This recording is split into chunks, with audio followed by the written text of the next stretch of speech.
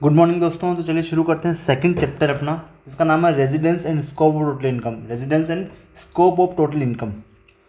तो सर हम residential status क्यों निकालते हैं, किसका इनकम कितना इंडिया में टैक्सेबल होगा, ये जानने के लिए अपन रेजिडेंशियल स्टेटस निकालते हैं कि जो इंडिया का रेजिडेंट है, जो इंडिया का बंदा है, उसका सारा इनकम इंडिया में टैक्सेबल होने वाला है।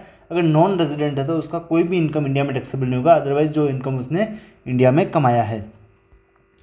सर अपन रेजिडेंशियल स्टेटस किन किन के केस में निकालेंगे? हम सब केस में रेजिडेंशियल स्टेटस अपन निकालने वाले हैं। इंडिविजुअल के केस के, एचयूएफ के केस में, firm, AOP, BY, local authority, individual person, company, सबके केस में अपन क्या करेंगे? रेजिडेंशियल स्टेटस निकालेंगे कि वो रेजिडेंट है या वो नॉन रेजिडेंट है, वो रेजिडेंट है या वो नॉन रेजिडेंट है। देखो, अगर इंडिविजुअल एचयूएफ का केस आता है ना, तो वहाँ पर दो अलग सिनेरियोज बनते हैं। अगर वो रेजिडेंट है ना, तो अपन चेक करेंगे कि वो रेजिडेंट एंड ऑर्डिनरी रेजिडेंट है या resident but not ordinary resident है, वो ROR है या RNOR है, वो भी हम इसमें चेक करेंगे। सबसे पहले हम पढ़ते हैं residential status of individual. Individual के केस में उसका रेजिडेंशियल स्टेटस कैसे चेक करेंगे कि वो रेजिडेंट है या वो नॉन रेजिडेंट है। अब मेरी बात समझना, अगर कोई बंदा इंडिया छोड़ के जाता है, एम्प्लॉयमेंट पर्पज़ के लिए, कहीं बाहर वो जाके जॉब करेगा, उस पर्पज़ के लिए वो इंडिया छोड़ के जाता है, या वो छोड़ता है as a crew member of Indian ship, वो कोई इंडियन शिप का एक क्रू मेंबर है, एक मेंबर है इंडियन शिप का, उसकी वजह से जो शिप बाहर जा रहा है उसकी वजह से उसको भी बाहर जाना पड़ रहा है, तो उसकी वजह से वो इंडिया से बाहर जा रहा है। या तो एम्प्लॉयमेंट पर्पज़ के लिए इंडिया से बाहर जा रहा है, या फिर as a crew member of Indian ship बाहर जा रहा है। तो इन दोनों ही केस में अपन चेक करेंगे कि क्या वो उस साल में 182 डेज़ इंडिया में रहा है। कम से कम 182 डेज़ अगर इंडिया में रहता है तो वो बन जाएगा रेजिडेंट, अदरवाइज वो नॉन रेजिडेंट बन जाएगा। अगर कोई इंडियन सिटीजन है या पर्सन ऑफ इंडियन ओरिजिन है, सर ये पर्सन ऑफ इंडियन ओरिजिन क्या होता है? जिसके दादा परदादा वगैरह कोई भी इंडिया में जन्मे हो, अनडिवाइडेड इंडिया में जन्मे हो, तो उसको बोलते हैं person of Indian origin. Indian citizen है या पर्सन ऑफ इंडियन ओरिजिन है, वो इंडिया आते हैं विजिट करने के लिए, वापस घूमने के लिए इंडिया आते हैं, तो उसके केस में चेक करेंगे क्या वो उस साल में 182 डेज़ इंडिया में रहे हैं। अगर या कम से कम अगर 182 दिन अगर इंडिया में रहे हैं तो वो इंडिया के रेजिडेंट बन जाएंगे, अदरवाइज वो इंडिया के रेजिडेंट नहीं रहेंगे, वो नॉन रेजिडेंट कहलाएंगे।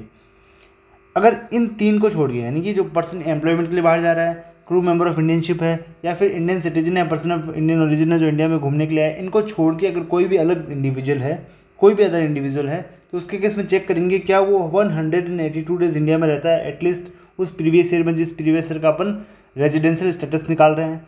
और ये अगर मान लो 182 दिन वो नहीं रहता है तो और चेक करेंगे, अगर वो 60 दिन भी रहता है इंडिया में इस साल में, जिस साल का अपन रेजिडेंशियल स्टेटस चेक करते हैं, उसके साल में अगर 60 दिन भी रहता है और उसके पिछले 4 सालों में, मतलब उस साल को छोड़ दीजिए, उसके पिछले 4 सालों में अगर वो 365 डेज़ या उससे ज़्यादा रहता है, 4 सालों का अपन काउंट करेंगे, जोड़ेंगे, अगर 365 दिन या उससे ज़्यादा में रहता है 4 सालों में मिलाकर, तो भी वो इंडिया का रेजिडेंट बन जाएगा।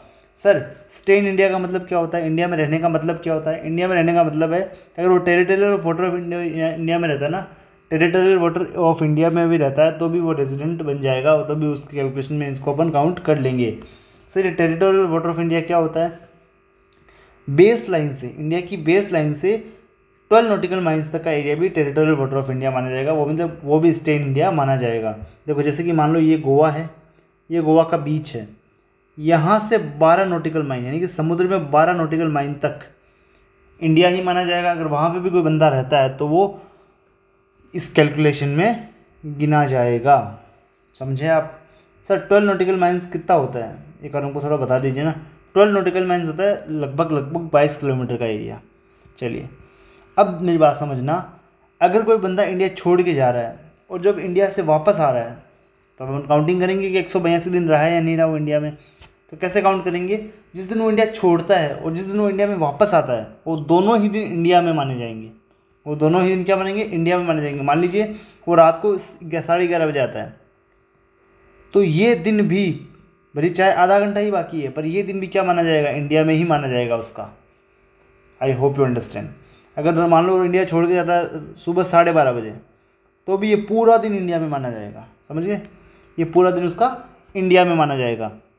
बट अगर ये केस है as a crew member of Indian ship वो छोड़ के जा रहा है इंडिया को, as a crew member of Indian ship India छोड़ के जा रहा है, तो उस दिन में जिस दिन उसने ज्वाइन किया ना शिप को, मतलब और जिस दिन उसने साइन ऑफ किया शिप से, वो दोनों ही दिन आउट ऑफ इंडिया माने जाएंगे। वो दोनों ही दिन क्या माने जाएंगे? आउट ऑफ इंडिया माने जाएंगे। अब मेरी बात समझना, जिस दिन वो शिप को ज्वाइन करता है और जिस दिन वो साइन ऑफ करता है कि बस मैं अब शिप से हट रहा हूँ, अभी मैं छुट्टी पे जा रहा हूँ, तो वो दिन भी इंडिया के बाहर माने जाएंगे। दोनों दिन इंडिया के बाहर माने जाएंगे। आई होप यू अंडरस्टैंड। इतना ध्यान रखना कि मैंने क्या बोला, जिस दिन इंडिया छोड़ता है और जिस दिन इंडिया में आता है, दोनों दिन इंडिया में माने जाते हैं। एज अ क्रू मेंबर अगर इंडियन शिप वो इंडिया छोड़ता है, तो जिस दिन वो इंडिया से जाता है उस दिन इंडिया में वापस आता है, दोनों दिन इंडिया के बाहर ही माने जाएंगे। ध्यान रखना, only in case of as a crew member of Indian ship. Okay. कोई इंडियन सिटीजन है या पर्सन ऑफ इंडियन ओरिजिन है, इंडियन सिटीजन है या पर्सन ऑफ इंडियन ओरिजिन है जिसका इंडियन इनकम जो इंडिया से कमाता है, ओनली इंडिया से कमाने वाला इनकम 15 लाख रुपए से ज़्यादा है। अगर उसका 15 लाख से ज़्यादा है, मतलब है तो वो बाहर का बंदा, बाहर रहता है, पर वो जो इंडिया की सोर्स से जो पैसा कमाता है ना, वो 15 लाख रुपए से ज़्यादा है। तो अगर इन दोनों में से अगर एक भी कंडीशन सेटिस्फाई करता है तो वो इंडिया का रेजिडेंट बन जाएगा। मतलब जिसका इनकम 15 लाख से ज़्यादा है और इंडियन सिटीजन और पर्सन ऑफ इंडियन ओरिजिन है, तो पता है उसके केस अपन क्या करते हैं, 182 दिन वाला लिमिट देखते हैं। बट उसका अगर इंडियन सोर्स से इनकम 15 लाख रुपए से ज़्यादा है तो उसके केस में हम दो कंडीशन चेक करेंगे। अगर मान लो 182 दिन इंडिया में नहीं रह पाता है, पहला कंडीशन अपना ये होगा कि 182 डेज चेक करेंगे। अगर वो नहीं है तो, और अगर एटलीस्ट 120 दिन या उससे ज़्यादा भी रह जाता है इंडिया में उस साल में, और पिछले 4 सालों में अगर 365 दिन या उससे ज़्यादा रह जाता है, तो भी वो इंडिया का रेजिडेंट बन जाएगा। I hope you understand. अगर इन दोनों के बीच में रहता है, यानी 120 दिन और 182 दिन के बीच में रहता है और पिछले 4 सालों में 365 दिन नहीं रह पाता और उसका इनकम इंडियन सोर्स से 15 लाख रुपए से ज़्यादा है, तो वो always be considered as resident but not ordinary resident, R but अनवार माना जाएगा। I hope you understand. अब मान लीजिए सर कोई बंदा है जिसका इंडियन इनकम 15 लाख रुपए से ज़्यादा है, इंडियन सिटीजन है या पर्सन ऑफ इंडियन ओरिजिन है जिसका इनकम 15 लाख रुपए से ज़्यादा है इंडिया का, बट वो ना 120 दिन रहता है ना 182 दिन इंडिया में रहता है, वो कुछ भी ये कंडीशंस फॉलो नहीं करता है। बट जहाँ वो रहता है ना वहाँ पे उस पर टैक्स लगता ही नहीं है, जहाँ वो रहता है वहाँ पे उस पर टैक्स लगता ही नहीं है। तो इंडियन गवर्नमेंट बोलती है कि भाई वहाँ टैक्स नहीं लग रहा है ना, तो हमारे आर अनवार माने जाओगे, आर बट अनवार माने जाओगे। आई होप यू अंडरस्टैंड। देखो मैं फटाफट से रिवाइज करवा देता हूँ आपको। इंडियन सिटीजन है या पर्सन ऑफ इंडियन ओरिजिन है जिसका इंडियन इनकम 15 लाख रुपए से ज़्यादा है, तो अगर 15 लाख से कम होगा तो अपन एक ही कंडीशन चेक करेंगे, ये वाला 182 डेज वाला, यही कंडीशन चेक करेंगे। बट उसका अगर इंडियन इनकम 15 लाख रुपए से ज़्यादा है तो अपन दो कंडीशन देखेंगे, ये वाला अगर वो 182 दिन या उससे ज़्यादा रहता है इंडिया में, अगर नहीं रह पाता तो इस साल में 120 दिन या उससे ज़्यादा रहता है और पिछले 4 सालों में 365 दिन या उससे ज़्यादा रहता है, तो वो इंडिया का रेजिडेंट मान लिया जाएगा। अगर मान लो 120 दिन 182 दिन के बीच में रहता है और पिछले 4 सालों में 365 दिन नहीं रह पाता और उसका इनकम 15 लाख से ज़्यादा है इंडियन इनकम, तो ऑलवेज भी क्या कंसिडर होगा, आर बट अनवार। मान लीजिए वो 120 दिन भी नहीं रह पाता, मतलब उससे भी कम रहता है और पिछले 4 सालों में तो रहता ही नहीं है इंडिया में, और पर जहाँ वो रहता है ना वहाँ पे उस पर टैक्स लगता ही नहीं है, तो क्या होगा ना, वो हमेशा अपने लिए क्या माना जाएगा, आर अनवार माना जाएगा और उसका जो इंडियन सोर्स का इनकम है उसका इंडिया में टैक्स लग जाएगा। अब बात करते हैं रेजिडेंशियल स्टेटस ऑफ HUF का। रेजिडेंशियल स्टेटस ऑफ HUF, अगर HUF अपना सारा मैनेजमेंट अफेयर्स का कंट्रोल कहाँ से करती है, वोनली और पार्टली इन इंडिया करती है, मतलब या तो पूरा इंडिया से कंट्रोल करती है या फिर पार्टली इंडिया से कंट्रोल करती है, तो वो रेजिडेंट मानी जाएगी, HUF रेजिडेंट मानी जाएगी। अगर वो अपना कंट्रोल बाहर करती है, विदेश से बाहर कंट्रोल करता है पूरा बिजनेस को, तो वो नॉन रेजिडेंट अपने माना जाएगा। अब मेरी बात समझ लीजिए, मान लीजिए रेजिडेंट बन जाता है, इंडिविजुअल HUF रेजिडेंट बन जाता है, बट रेजिडेंट तो अपन क्या चेक करेंगे, अगर इंडिविजुअल बन गया या HUF रेजिडेंट बन गए तो अपन चेक करेंगे कि वो ROR है या R अनवार है, ROR है या R अनवार है।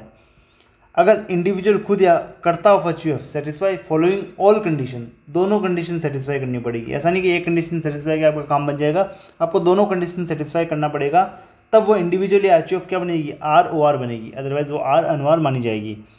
अगर वो रेजिडेंट बनती है, मतलब इंडिविजुअल या फिर HUF का कर्ता अगर रेजिडेंट होता है इंडिया में एनी 2 सालों में, पिछले 10 सालों में से अगर किसी भी 2 साल में अगर वो रेजिडेंट है इंडिया का, तो वो ROR बन जाएगा। और उसको एक कंडीशन और फॉलो करना पड़ेगा, वो है कि उसको पिछले 7 सालों में 730 दिन या उससे ज़्यादा इंडिया में रहना पड़ेगा। देखो 2 कंडीशन है, अगर दोनों पास हुई तो ही वो ROR होगा, अदरवाइज वो R अनवार होगा, ROR होगा, अदरवाइज वो क्या होगा, R अनवार होगा।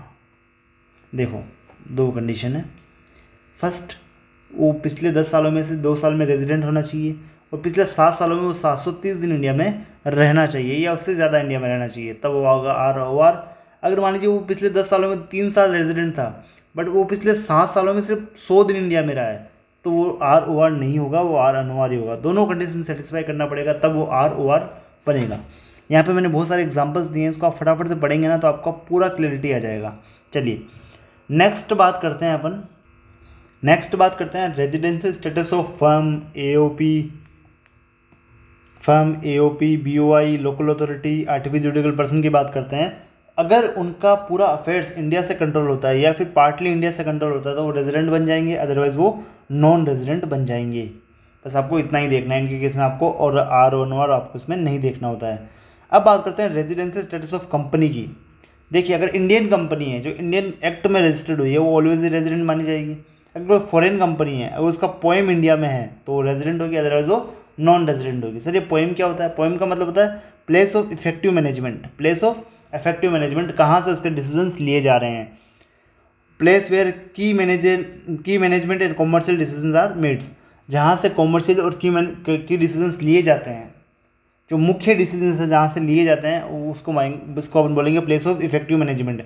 अगर place of effective management India में है तो रेजिडेंट, अदरवाइज नॉन रेजिडेंट बन जाएगा। अब मैंने यहाँ पे एग्जांपल्स दिए हैं, इनको आप देखोगे तो आपको और क्लियरिटी आ जाएगा।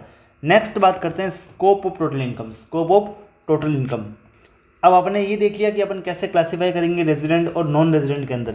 अब उसका टैक्सेशन कैसे करना है, कौन सी इनकम अपन इंडिया में मानेंगे, कौन सी इनकम इंडिया में नहीं मानेंगे, वो अपन कैसे चेक करेंगे? स्कोप ऑफ टोटल इनकम में अपन को ये चीज़ बताएगा। अगर ROR है, रेजिडेंट एंड ऑर्डिनरी रेजिडेंट है, तो उसकी सारी इनकम चाहे वो उसने कहीं से भी कमाई हो वो सारी इनकम इंडिया में उसकी टैक्सेबल हो जाएगी। अगर RNOR है, resident but not ordinary resident है, तो उसका ओनली इनकम रिसीव्ड और अक्रूड और arised in India, received accrue और अराइज इन इंडिया और deemed to be received accrue और अराइज इन इंडिया ही इंडिया में टैक्सेबल होगा।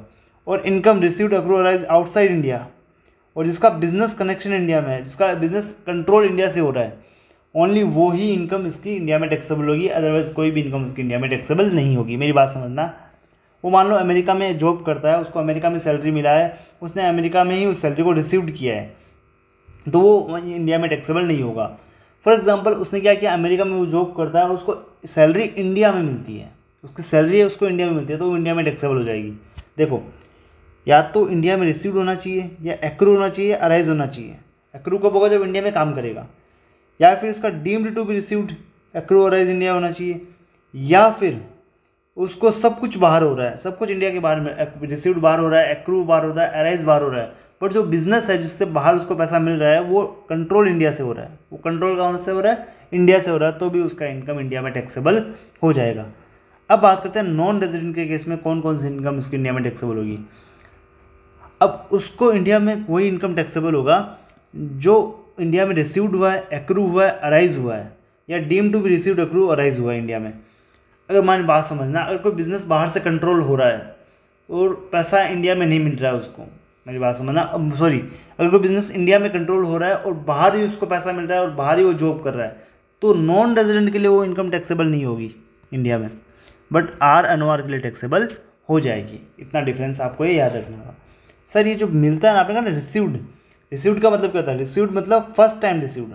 अब ऐसा हुआ है कि आपको अमेरिका में सैलरी मिला है, फिर आपने उसको अपने इंडियन अकाउंट में ट्रांसफर कराया पैसे को, तो ये टैक्सेबल नहीं होगा क्योंकि ये फर्स्ट टाइम रिसीव्ड नहीं है, आपने इसको सब्सिक्वेंट ट्रांसफ़र किया है। आई होप यू अंडरस्टैंड।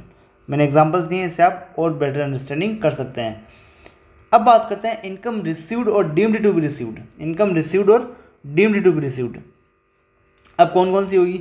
मान लीजिए आपने RPF में, रिकॉग्नाइज प्रोविडेंट फंड में आपने 12% से ज़्यादा आपने कंट्रीब्यूशन किया है, 12% ज़्यादा आपने क्या किया? कंट्रीब्यूशन किया है, तो उससे ज़्यादा जो भी आपने कंट्रीब्यूट किया है वो आपका इनकम रिसीव्ड और deemed to be received India में मान लिया जाएगा और उस इंडिया में टैक्सेबल हो जाएगा। और अगर आपको इंटरेस्ट मिलता है उस पर 9.5% पर एनम से ज़्यादा उसको इंटरेस्ट मिलता है तो वो भी आपका इंडिया में टैक्सेबल हो जाएगा। अगर आप कंट्रीब्यूट करते हैं under pension scheme referred under section 86C(d) bye central government और बाय एम्प्लॉयर, तो भी वो इनकम क्या माना जाएगा? आपका इंडिया में रिसीव्ड और डीम्ड टू बी रिसीव्ड माना जाएगा। या फिर URPF से RPF में आप पैसा ट्रांसफर करते हैं, URPF से आप क्या करते हैं? RPF में पैसा ट्रांसफर करते हैं, तो भी वो इंडिया में टैक्सेबल होगा क्योंकि वो माना जाएगा कि आपने इसको इंडिया में ही रिसीव्ड किया है, या deemed to be received India में माना जाएगा। एक्रू और राइज का मतलब क्या होता है? जैसे उसको इंटरेस्ट है, सैलरी मिल रहा है दिसंबर मंथ का, दिसंबर 2024 का मंथ का उसको सैलरी मिल रहा है 1 जनवरी 2025 को। 1 जनवरी 2025 को उसको सैलरी मिला दिसंबर मंथ का, तो उसको एक्रूअराइज कब हुआ? 1 दिसंबर से लेकर 31 दिसंबर तक का। तो ये ड्यू बेसिस पे मान लिया जाएगा उसको ये सैलरी दिसंबर में ही मिला है। ये एक्रूअराइज कब हुआ? दिसंबर में एक्रूअराइज हुआ था ये income. Income deemed to be accrue और arise in India. Income deemed to be accrue और अराइज इन इंडिया, ये ध्यान से समझना, ये बहुत इंपॉर्टेंट पॉइंट है। इनकम अक्रू और अराइज आउटसाइड इंडिया डायरेक्टली और इनडायरेक्टली थ्रू और फॉर्म, मतलब देखो इनकम अक्रू और अराइज आउटसाइड इंडिया हुआ है उसको, बट ये लिंक किससे है? Any business connection in India, या बिजनेस कोई कनेक्शन है इंडिया में उससे लिंक्ड है, या कोई प्रॉपर्टी है जो इंडिया में रखी है, जिसकी इंडियन बैंक में आपने एफडी करवा दिया उसका ब्याज मिलता है आपको, या फिर कोई इंडिया में कोई आपकी ज़मीन पड़ी थी उसको आपने बेचा है फॉरेन में बैठे बैठे किसी फॉरेन बंदे को, तो भी वो इंडिया की ज़मीन थी ना, आपने भी ट्रांजेक्शन बाहर किया हो बट ज़मीन इंडिया की थी। तो अगर आपको इनकम अक्रू अराइज होता है आउटसाइड इंडिया इन तीनों केसेस की वजह से, या तो उसका बिजनेस कनेक्शन इंडिया में था, या फिर प्रॉपर्टी इंडिया में थी जिसको आपने रेंट पे देके या उससे ब्याज आप कमा रहे हो एफडी वगैरह, या फिर आपने कोई एसेट ट्रांसफ़र किए जो इंडिया में सिचुएटेड थी, तो income deem to be accrue और राइज इंडिया मान ली जाएगी। या फिर आपको सैलरी मिलता है और सर्विस रेंडर्ड इन इंडिया, आप इंडिया में काम करोगे उसकी वजह से आपको सैलरी मिलता है, तो वो भी income deemed to be accrue और राइज इन इंडिया मान ली जाएगी। या फिर सैलरी पेबल होती है by central government, central government salary pay करती है इंडियन सिटीजन्स को जो इंडिया के बाहर सर्विस दे रहे हैं सेंट्रल गवर्नमेंट के लिए, जैसे कि इंडियन एम्बेसीज बनी हुई है फॉरेन वगैरह में, जैसे कि अमेरिका में इंडियन एम्बेसीज बनी है, वहाँ पे लोग जो काम करते हैं उनको अपनी गवर्नमेंट सैलरी पे करती है, तो वो भी income deemed to be accrue और राइज इंडिया मानी जाएगी। या फिर इंडियन कंपनी डिविडेंड पे करती है, वो भी इनकम उसकी डीम्ड टू बी अक्रू और राइज इंडिया मानी जाएगी। अब देखो कुछ फॉलोइंग केसेस दे रखे हैं जो बिजनेस कनेक्शन नहीं माने जाएंगे। यहाँ लिखा था ना अगर बिजनेस कनेक्शन हुआ तो क्या मानेगा? Income deemed to be accrue और राइज इंडिया माना जाएगा। पर इन केसेस में बिजनेस कनेक्शन इंडिया में नहीं माना जाएगा। अगर आप माल खरीदते हैं एक्सपोर्ट करने के लिए, आपने डायरेक्ट माल खरीदा डायरेक्ट एक्सपोर्ट कर दिया, आपने इंडिया में उसको कोई काम लिया ही नहीं है, किसी को बेचा ही नहीं है, तो वो बिजनेस कनेक्शन इंडिया में नहीं माना जाएगा। ये ओनली आप न्यूज़ कलेक्ट करते हैं और सीधा बाहर ट्रांसमिट कर देते हैं, इंडिया के बाहर आप भेज देते हैं न्यूज़ को। आप न्यूज़ रिपोर्टर हैं और फॉरेन के न्यूज़ रिपोर्टर हैं, आपने क्या किया? यहाँ से न्यूज़ कलेक्ट की और डायरेक्टली बाहर भेज दी, तो वो इनका बिजनेस कनेक्शन इन इंडिया नहीं माना जाएगा। अगर आप फिल्म की शूटिंग करते हैं इंडिया में, आप फिल्म की शूटिंग करते हैं इंडिया में, आप फॉरेन के बंदे हैं और फिल्म की शूटिंग करते हैं इंडिया में, तो इसको आप क्या नहीं मानेंगे? बिजनेस कनेक्शन इन इंडिया नहीं मानेंगे और इसका अमाउंट का आप टैक्सेबल नहीं करेंगे। बट ध्यान रखना, जो फर्म या जो फिर कंपनी ये फिल्म की शूटिंग करती है तो उसमें एक भी पार्टनर या एक भी शेयर होल्डर क्या नहीं होना चाहिए? इंडियन सिटीजन नहीं होना चाहिए। इंडियन सिटीजन उसमें नहीं होना चाहिए, या रेजिडेंट ऑफ इंडिया नहीं होना चाहिए। या फिर आप क्या करते हैं? बाहर से आते हैं और सिर्फ यहाँ पे डायमंड्स को डिस्प्ले करते हैं, ओनली डायमंड्स को डिस्प्ले करते हैं, यहाँ बेचते नहीं है, सिर्फ डिस्प्ले किया और वापस लेके चले जाते हैं। तो डिस्प्ले अगर आप अनकट डायमंड्स को क्या करते हैं? डिस्प्ले करते हैं, रफ डायमंड्स को यहाँ डिस्प्ले करते हैं, तो आपका बिजनेस कनेक्शन इन इंडिया नहीं माना जाएगा। अब मेरी बात समझना, income through transfer of capital asset situated in India, अगर आप इंडिया की कोई एसेट बेचते हैं, बाहर बैठे बैठे बेचते हैं, बाहर के बंदे को बेचते हैं, तो भी वो इंडिया में टैक्सेबल हो जाएगी क्योंकि वो एसेट इंडिया में सिचुएटेड है। चलिए, income deemed to be accrue और arise in India in case of interest, royalty और फीस फॉर टेक्निकल सर्विसेज। अब मेरी बात समझना, अगर आप interest, royalty and fees for technical services का पेमेंट करते हैं या वो उनसे पैसा लेते हैं, पैसा कमाते हैं, अगर आपको इंटरेस्ट, रॉयल्टी और fees for technical service government पे करती है, इंडियन गवर्नमेंट पे करती है, तो ऑलवेज भी डीम्ड टू बी अक्रू और अराइज इन इंडिया मानी जाएगी। ऑलवेज भी डीम्ड टू बी अक्रू और अराइज इन इंडिया मानी जाएगी। अगर आप किसी रेजिडेंट से ये पैसा कलेक्ट करते हैं और अगर रेजिडेंट उस पैसे को वो इंडिया में बिजनेस करने के लिए यूज़ करता है, तो ही वो क्या मानी जाएगी? Income deemed to be accrue और अराइज इन इंडिया मानी जाएगी। Otherwise income deemed to be accrue और अराइज इन इंडिया नहीं मानी जाएगी। देखो, गवर्नमेंट ने आपको पे किया तो ऑलवेज भी इंडियन इनकम मानी जाएगी। अगर कोई रेजिडेंट आपको अगर पे करता है तो वो तभी मानी जाएगी जब रेजिडेंट उसको इंडिया में यूज़ करता है उस पैसे को। अगर आपको पैसा मिलता है किसी नॉन रेजिडेंट से, अगर आपको नॉन रेजिडेंट क्या करता है? Interest, royalty, fees for technical services का आपको पेमेंट करता है, ये भी डीम्ड टू बी अक्रू और अराइज इन इंडिया मानी जाएगी अगर नॉन रेजिडेंट उस पैसे को इंडिया में कोई इनकम कमाने के लिए यूज़ करता है। इंडिया में क्या करता है? इनकम कमाने के लिए यूज़ करता है, या फिर इंडिया से कुछ इनकम कमाने के लिए उस रॉयल्टी का जो इंटेलेक्चुअल प्रॉपर्टी है उसका यूज़ करता है, या फीस फॉर टेक्निकल सर्विसेज जो आपसे उसने सर्विस ली है उसका यूज़ इंडिया में इनकम कमाने के लिए करता है, या जो आपसे पैसा उधार लिया है जिसका वो ब्याज पे कर रहा है उस पैसे को इंडिया के बिजनेस या प्रोफेशन में यूज़ करता है, तो उसका वो भी income deemed to be accrued in India मान लिया जाएगा। अब मेरी बात समझना, कंप्यूटर सॉफ्टवेयर बेचने के लिए उसको लमसम पैसा मिला है, वो भी कोई रॉयल्टी नहीं है, वो कोई रॉयल्टी नहीं है, वो उसको एडवांस मिला है एक तरीके से अपने गुड्स के अगेंस्ट में या फिर उसकी सर्विस के अगेंस्ट में। If transfer of property covered under capital gain, अगर कैपिटल गेन में कवर होता है तो वो रॉयल्टी में यहाँ पे टैक्सेबल नहीं होगा क्योंकि वो कैपिटल गेन में कवर हो चुका है। या फिर consideration for right to use computer software sale distribution exhibition of film is covered under royalty. ध्यान रखना, जो कंप्यूटर सॉफ्टवेयर का अगर राइट ट्रांसफर करते हैं या फिल्म का एग्जीबिशन यहाँ करते हैं, डिस्ट्रीब्यूशन यहाँ करते हैं, तो वो रॉयल्टी में कवर होगा। रॉयल्टी का मतलब क्या होता है? Royalty means consideration for transfer of any right in respect of intellectual property और information. I hope you understand. कोई राइट किसी के अगेंस्ट में राइट ट्रांसफर करना उसको बोलता है रॉयल्टी। उसके अगेंस्ट में जो पैसा मिलता है ना उसको बोलता है royalty. Fees for technical services क्या होता है? Fees for technical services means consideration for rendering of any managerial technical और कंसल्टेंसी सर्विसेज। अगर आप देते हैं इनके अगेंस्ट में आपको जो पैसा मिलता है वो फीस फॉर टेक्निकल सर्विस कहलाता है। Payment towards drawing and design covered under fees for technical services. अब मेरी बात ध्यान रखना, अगर आपको मनी पेड करते हैं gift by resident to non resident, कोई रेजिडेंट नॉन रेजिडेंट को क्या करता है? मनी देता है या फिर गिफ्ट देता है कोई विदाउट कंसिडरेशन। अगर उसका एग्रीगेट वैल्यू 50,000 रुपये से ज़्यादा है तो उसके केस में 56(2)(10) लगेगा और वो उसमें टैक्सेबल हो जाएगा। एज ए जो अपन पढ़ते हैं टैक्सेशन ऑफ गिफ्ट, एक तरीके से उसमें वो टैक्सेबल हो जाएगा। This provision applicable on only money not on property और अदर मूवेबल इनमूवेबल प्रॉपर्टी।